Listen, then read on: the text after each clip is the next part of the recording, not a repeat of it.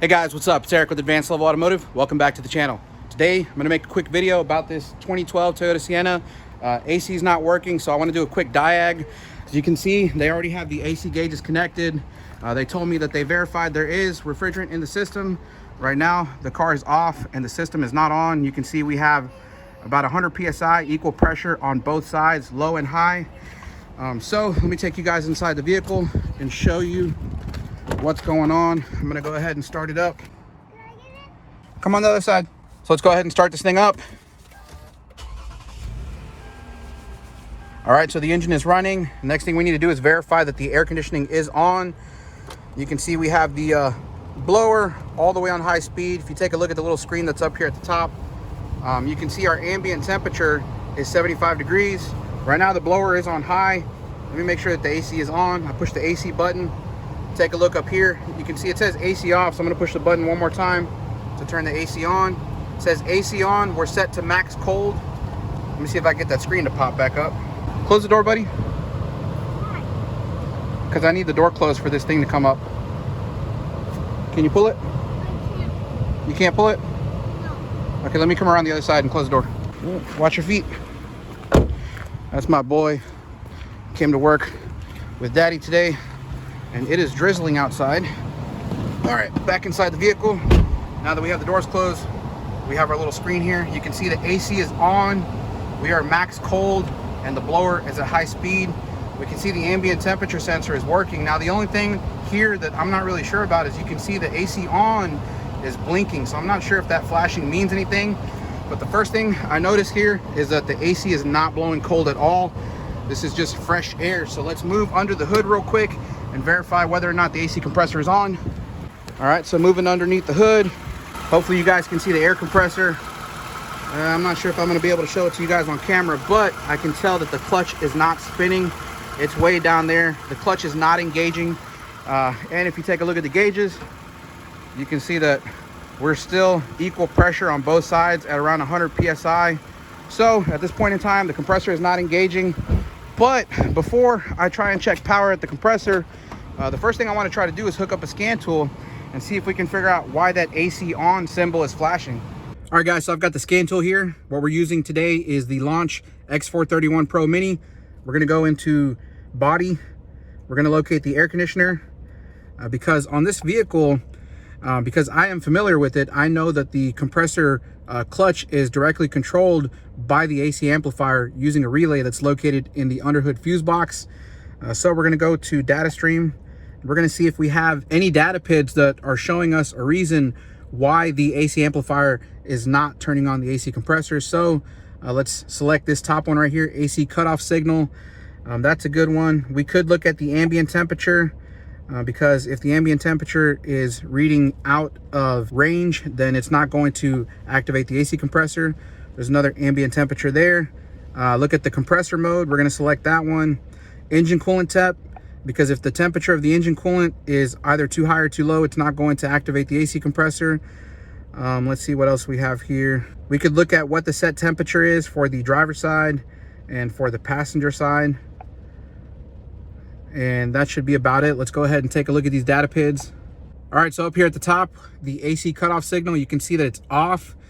So I believe that means that the AC should not be cutting off, if I'm not mistaken. Taking a look at our ambient temperature, we're around 29 degrees Celsius, which I believe should match our 75 degrees Fahrenheit that we're showing on the dash here, where the little message center is. Looking at the engine coolant temperature, 90 degrees Celsius, which I believe is normal also. You can see our set temperature for the driver's side is max cold. That is what we have it set to. And for the passenger side, it's max cold as well. So those seem to be reading correctly. What we could also do while we're here is we can probably go ahead and see if we have any fault codes that may pertain to our problem here. So up here at the top, we have a B1422 rear room temperature sensor circuit, and that is a current one. And then we have this B1422 compressor lock.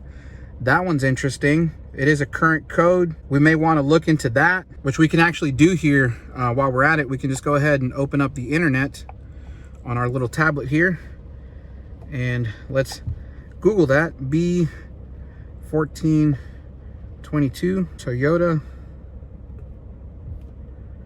Let's go ahead and Google that. Let's just choose one here. Okay, so the code description for this code says here that the ECM sends the engine speed signal to the air conditioning amplifier assembly via the CAN communication. The air conditioner amplifier assembly reads the difference between the compressor speed and the engine speed. When the difference becomes too large, the air conditioning amplifier assembly determines that the compressor is locked and turns the magnetic clutch assembly off. And if you look down here, it says trouble areas. We could have a problem with the magnetic clutch assembly, AC lock sensor, harness or connector. We could have a problem with the air conditioning amplifier assembly, or a problem in the CAN communication system. And if we look down here, it's got a little wiring diagram. Again, like I said, the AC amplifier, which is this computer right here, directly controls the relay that sends the power to the magnetic clutch coil, which is our AC compressor. And then if you look inside of the AC compressor, we have that lock sensor, and that lock sensor is what sends a signal to the AC amplifier. And the AC amplifier compares the engine speed to the rotation speed of the AC compressor. And if it sees that there's a difference in speed between the engine speed and the engine compressor, then it knows the compressor is not engaging.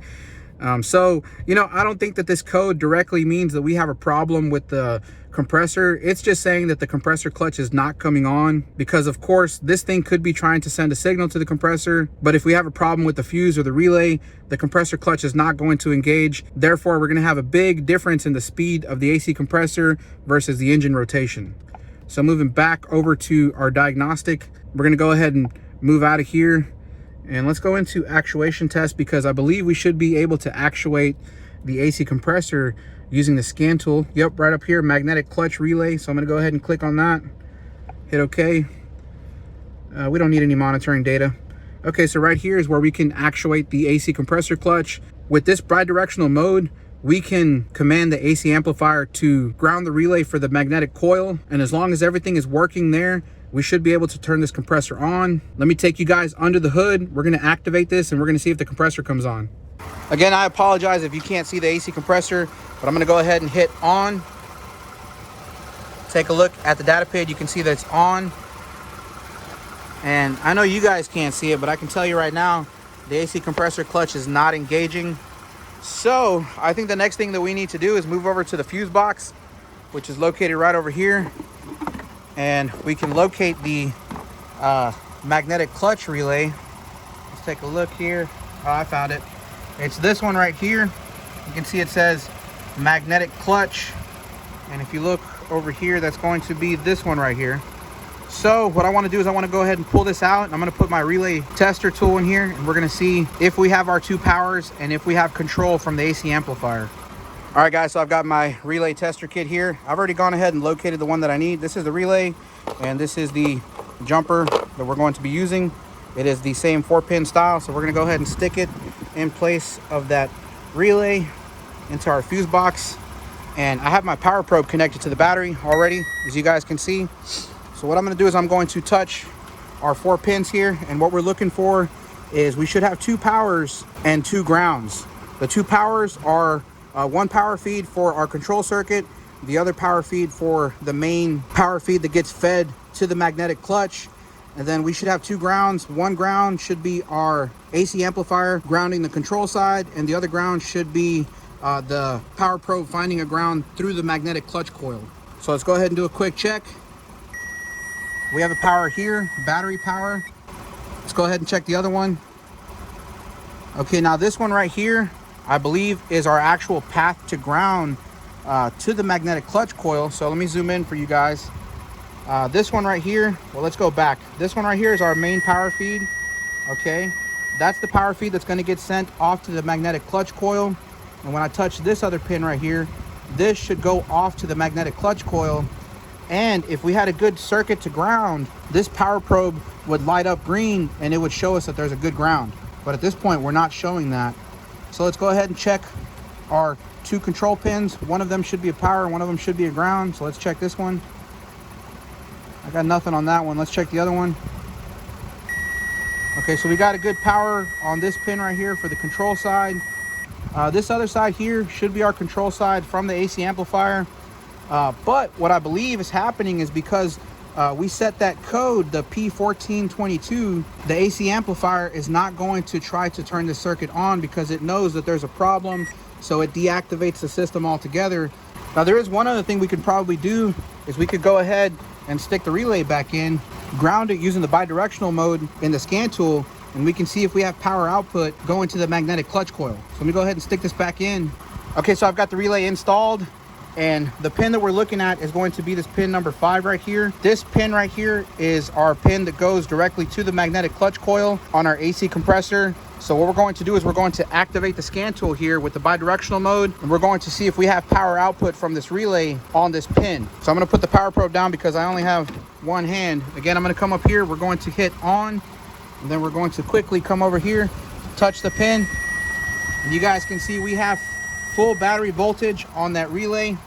Well, this thing only does it momentarily, but you guys can see that the relay is working. The AC amplifier is able to control this relay, send a power output to the magnetic clutch coil on the AC compressor, but the AC compressor is not coming on. So at this point, the only thing left for us to do is we need to go directly to the AC compressor.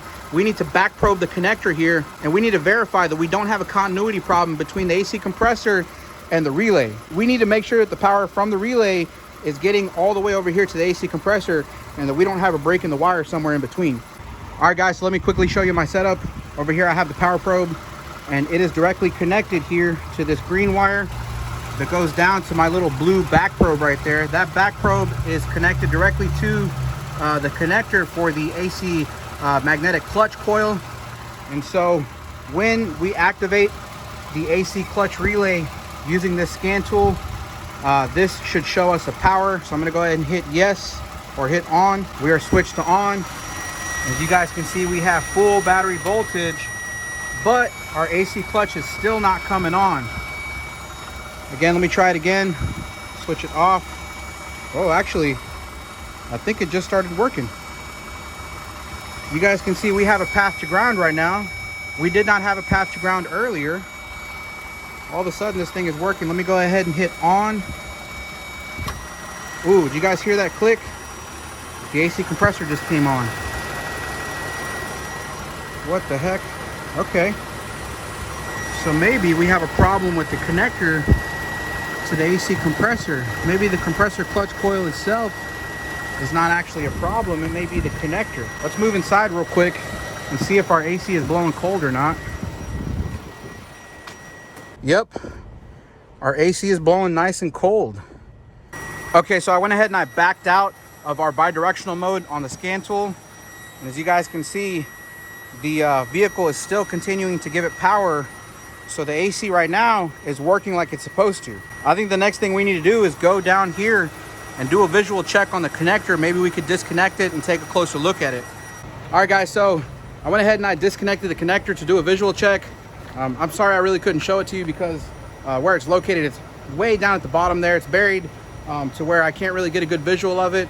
But I didn't notice any like burning or anything like that, no corrosion in the connector.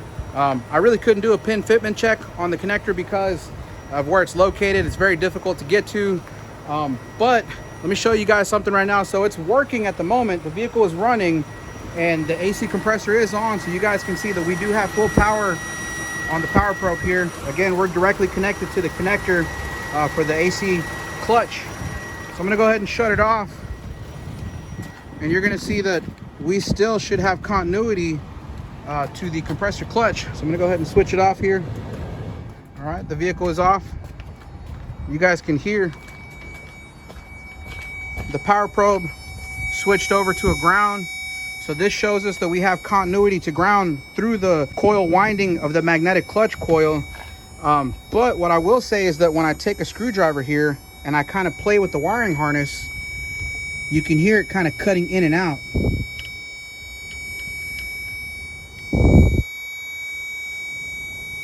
Well, now it doesn't want to do it anymore. What I was hoping to be able to show you is that whenever I wiggle the harness on the engine harness side, we don't lose continuity. It isn't until I wiggle the harness on the other side where it's attached directly to the compressor. Let me turn this off here. It's making a bunch of noise. Yeah, so when I wiggle the harness or the wiring harness that goes to the connector here, nothing happens. But when I wiggle the wire from the connector, it's a short little pigtail that goes to the magnetic clutch. And again, I can't show it to you guys because it's way down in there. I wish I could, but when I wiggle that end of the wire is when we start losing connectivity. So it looks to me like we have a problem in the wiring from the connector that's attached or that is part of the AC compressor. I hope that makes sense. But essentially at this point, there's no way around it. This thing is gonna need a new AC compressor or magnetic clutch coil. All right, guys, so fast forward. It's now been a week since I last looked at the vehicle. I just wanted to give you guys an update or some closure. Anyways, the shop, they went ahead and replaced the entire AC compressor assembly. A couple different reasons for that. For one, you know, they didn't want to try to mess with repairing the wiring or anything like that because they didn't want to have to deal with any comebacks if they still had an issue with it. The second reason is because where it's located, you really have to remove the entire compressor just to get to the wiring anyway. And if you're going to remove the compressor to repair wiring, you may as well replace the whole unit. Besides, nowadays, it's getting more and more difficult to try to find the AC magnetic clutch coil by itself. Everyone wants to sell you the whole compressor complete.